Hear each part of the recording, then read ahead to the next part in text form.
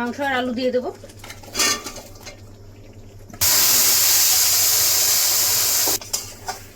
মশলা দিয়ে মাংস। নমস্কার বন্ধুরা, আপনাদের সবাইকে পূর্ণিমাস কিচেনে স্বাগত। আজকে আমি আপনাদের সঙ্গে একটা রেসিপি শেয়ার করব। আজকে আমি চিকেন বানাবো। তো চিকেনটা আমার ছেলেকে পাঠিয়ে দিয়েছিলাম, আমি কাজে গেছি, দেরি হয়ে গেছে। এসে দেখছি আমার মেয়ে রান্না শুরু করে দিয়েছে, আধা আধি হয়েও গেছে। তো চলুন দেখি কতটা হয়েছে আর কতটা করতে পারি।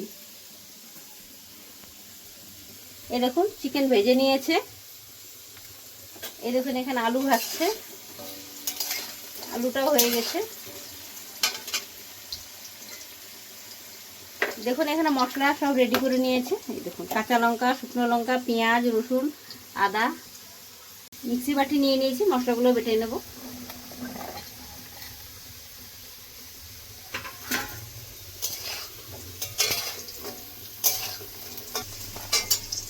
আলুটা ভেজে নিয়েছি, তুলে নেব।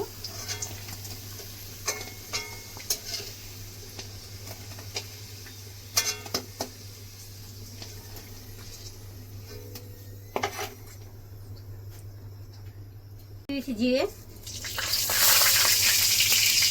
মশলাটা ভেজে নিয়েছিলাম, ওটা দিয়ে দিচ্ছি।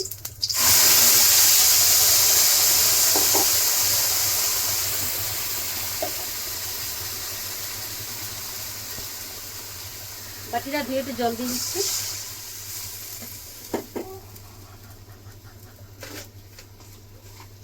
লবণ দিয়ে দিচ্ছি,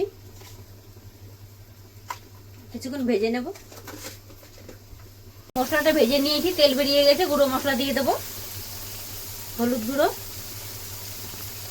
2 চামচ, কাশ্মীরি লঙ্কার গুঁড়ো 1 চামচ, টক দই দিব 1 চামচ, 2 চামচ দিয়ে দিলাম। এবার আরেকটু কষিয়ে নেবো মশলার সঙ্গে।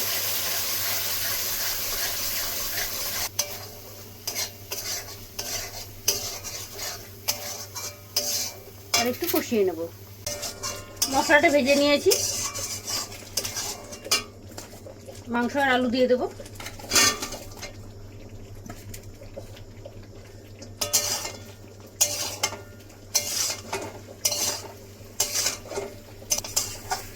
মশলা দিয়ে মাংস আলু একসঙ্গে সুন্দর করে কষিয়ে নিয়েছি। জল দিয়ে দেবো।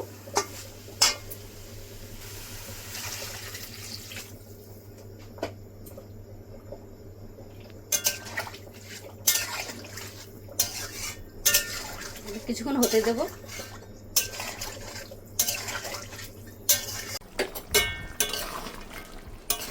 চিকেনটা হয়ে গেছে, গরম মশলা দিয়ে নামিয়ে দেব।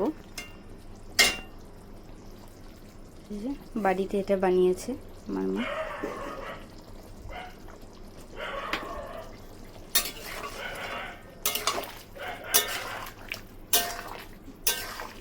একটু ঝোলঝোলই রাখবো।